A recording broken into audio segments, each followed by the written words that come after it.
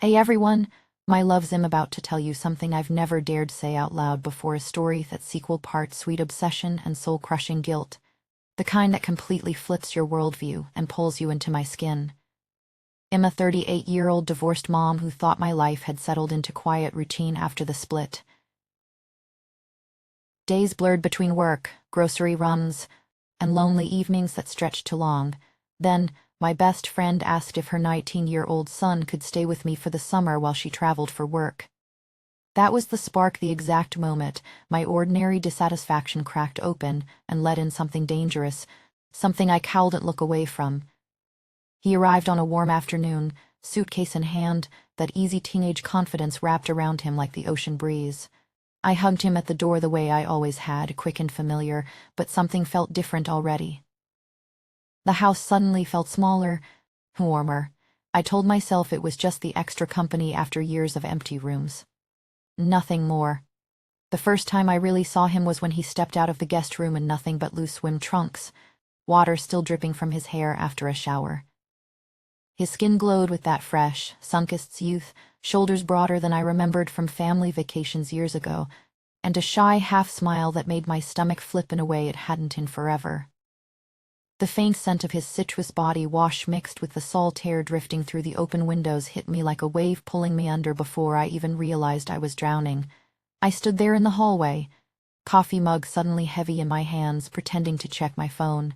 But my eyes kept drifting, the way droplets traced slope as down his chest, the casual way he ran a towel over his neck. God, what am I even thinking? The Chies, my best friend's son, practically family. Am old enough to be his. No, I can't finish that sentence. It lodged in my throat like shame and heat all at once. Yet every time I catch myself staring at the way his shirt clings when he helps with chores around the house, a rush of heat floods through me, and I hate how alive it makes me feel after years of feeling completely invisible. His laugh when he carried groceries in from the car, the easy flex of his arms, the way he'd glance over with that half-curious look like he could sense the air thickening between us. I'd turn away fast, bussying myself with dishes or folding towels, heart pounding so loud I was sure he could hear it. At night I'd lie in bed replaying the smallest moments, the brush of his fingers when he passed me the remote, how close he stood in the kitchen reaching for a glass, his warmth radiating through the thin summer air. This is wrong. She trusted me with him, trusted me to look after her boy while she was gone. What kind of friend even lets thoughts like this slip in? I whispered it to the dark ceiling over and over, fists clenched under the sheets. But then morning would come and there he'd be again, barefoot on the balcony with morning light catching in his damp hair, just noticing, just the loneliness stalking after the divorce left everything so quiet. He was young, full of life, and being around him made the beach house feel less like a cage and more like possibility. Dangerous, trembling possibility. I'd catch his eye across the table during breakfast and feel that pull, that gravity, like the tide dragging sand from under my feet. One wrong step, and I'd be lost. Still, I smiled through it all, playing the perfect host. Asking about his college plans, laughing at his stories from campus, keeping my voice light even as my pulse raced every time he leaned a little closer to show me something on his phone. His breath warm near my shoulder, the scent of sun and salt and something uniquely him wrapping around me. And then, one quiet evening as the sun dipped low and painted everything gold, he looked at me a second too long while we stood by the open window listening to waves. My name on his lips sounded different, softer. I forgot how to breathe for a heartbeat, wondering if he felt it too, this electricity humming in the space between us that shouldn't exist. What happens when the line you're not supposed to cross starts feeling inevitable? Morning started innocent enough, or at least I told myself they did. We'd sit on the balcony with coffee steaming between us, the ocean humming low in the distance.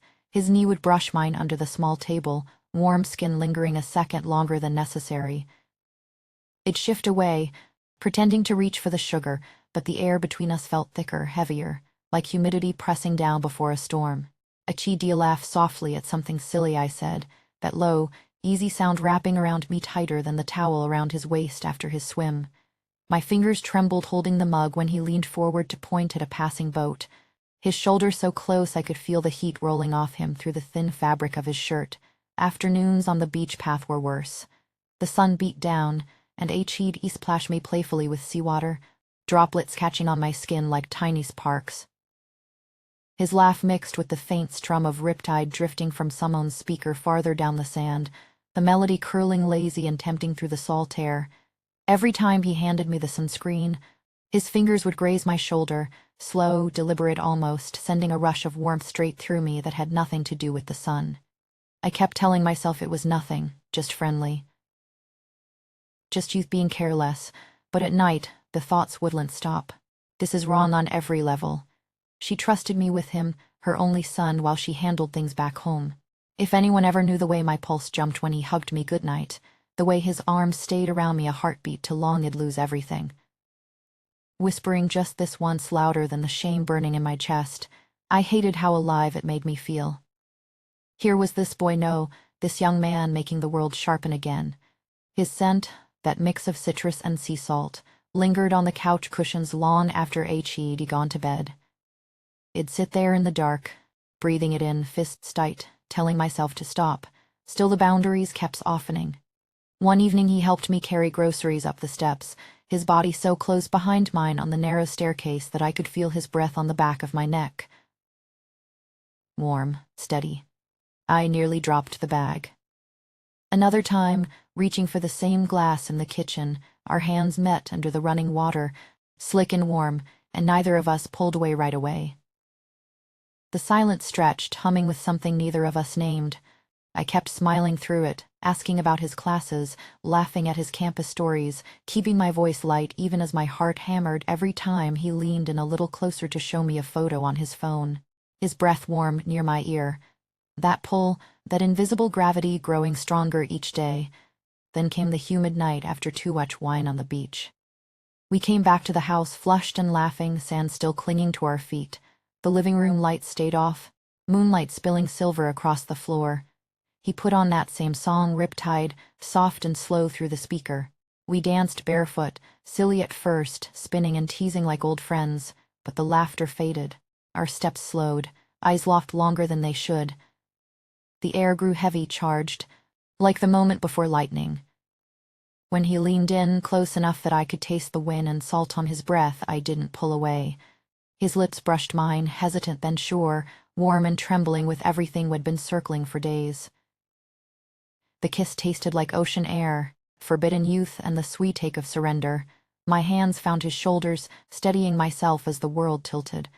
In that single breathless second, the line we'd been dancing around vanished completely, and I knew with a rush of heat and terror flooding through me that nothing would ever feel the same again. The days after that kiss blurred into a haze of stolen breath and hidden fire. We moved through the house like conspirators, every glance a spark that threatened to ignite the air between us. Late nights became our sanctuary. I'd slip out to the beach when the moon hung low and heavy, the waves whispering secrets to the sand. He'd follow minutes later, his footsteps soft on the damp path until we met where the water met the shore. Under that silver light, his hands found me with a hunger that made my knees weak. Not rushing, never rushing, just tracing slope as along my arms, pulling me closer until our bodies pressed together with the gentle sway of the tide. The cool water lapped at our legs while heat bloomed everywhere else. His breath came quick and warm against my ear as he murmured how beautiful I looked like this, and by moonlight and him. I let the pleasure wash over me, drowning out the distant warnings in my head. For the first time in years, I felt desired. Fiercely, completely alive, as if his touch had rewired every faded part of me. Mornings after, I'd wake to the faint scent of his skin still clinging to my sheets, a silent reminder that pulled a guilty smile from my lips. He'd bring me coffee with that boyish grin, his fingers brushing mine just long enough to send electricity racing up my arm. We'd sit on the deck pretending to watch the sunrise, but really stealing looks that said everything words couldn't. He made me laugh in ways that felt young again, reckless and light, like the weight of empty years had lifted. In return, I gave him pieces of myself I thought were long buried.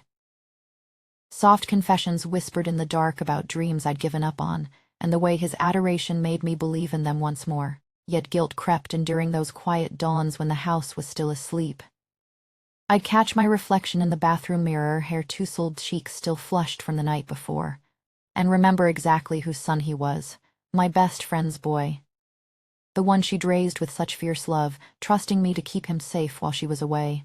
The ache in my chest would sharpen then, a cold blade twisting deep. How could I do this? How could something that felt so pure in the moment leave me feeling so fractured?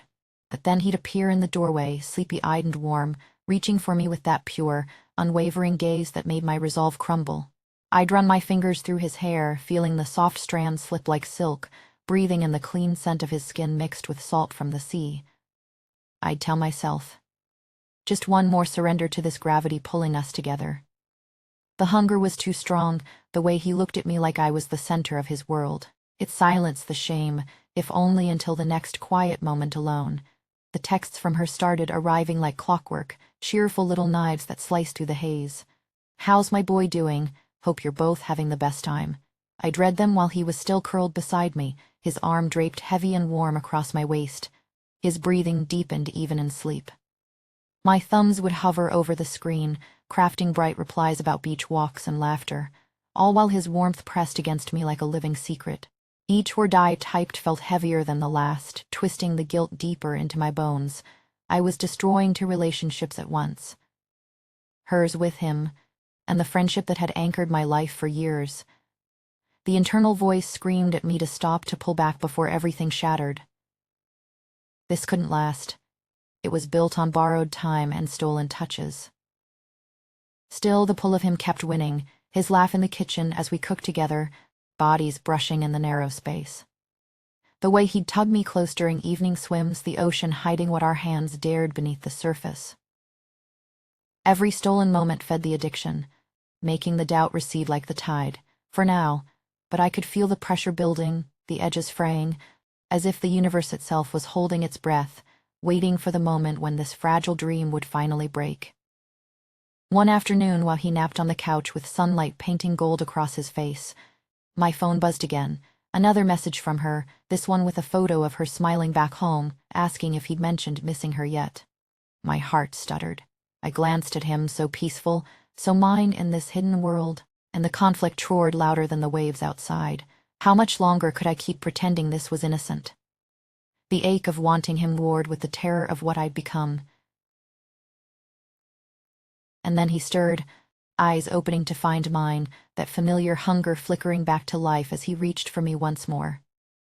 The phone call came like a storm crashing without warning, her voice on the line, bright and unsuspecting, saying she was cutting the trip short and would be there by morning to pick him up. My blood turned to ice. We had hours, maybe less, to bury every trace of what we'd become.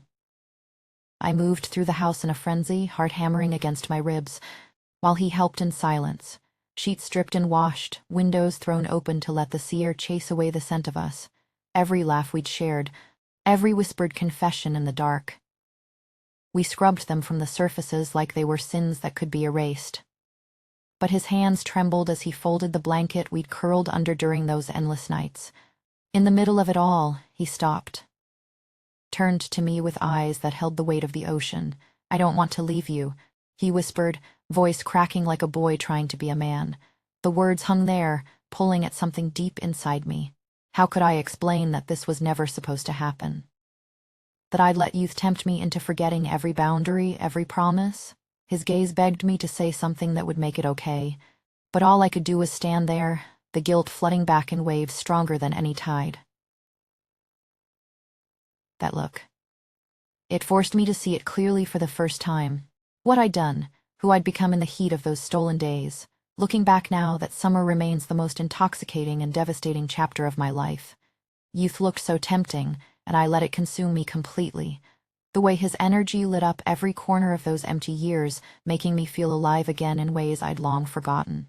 I don't know if I'll ever forgive myself for crossing that line with my best friend's son. The trust she placed in me, shattered in secret. Yet I can't deny how it woke something in me I thought was dead and buried under routine and regret. A hunger for being seen, wanted, truly felt. When she finally arrived, I ended it cleanly on the surface. A quick hug goodbye at the door, my smile steady while my insides twisted. He climbed into her car without another word to me, but the glance he stole over his shoulder carried everything we couldn't say. I carried the secret alone after that, forever changed by the ache it left behind. No neat closure, no gentle fading. Just the quiet knowledge that I'd tasted something forbidden and would feel its pull in the lonely hours forever. The house felt too big once they drove away. Echoes of his laugh lingered in the kitchen. The salt on the breeze reminded me of evening swims where our hands found each other beneath the waves. I stood on the deck for hours that first night, watching the horizon blur, wondering if he'd think of me when he was back in his real life. Part of me hoped he wouldn't. The rest of me, the part that still trembled at the memory of his warmth so close, couldn't let go. So tell me, my loves, do you think I was wrong for giving into something that felt that real in the moment? Or am I just selfish for chasing what made me feel young again? Drop your honest thoughts below. If this gets enough likes and comments, I'll share the raw details of those beach nights that still make my heart race when I'm alone. What would you have done in my place, with temptation that close and the years stretching empty ahead? Even now, years later, I sometimes catch myself staring at the ocean, feeling that same gravity tugging at my chest. Wondering what if we had one more day.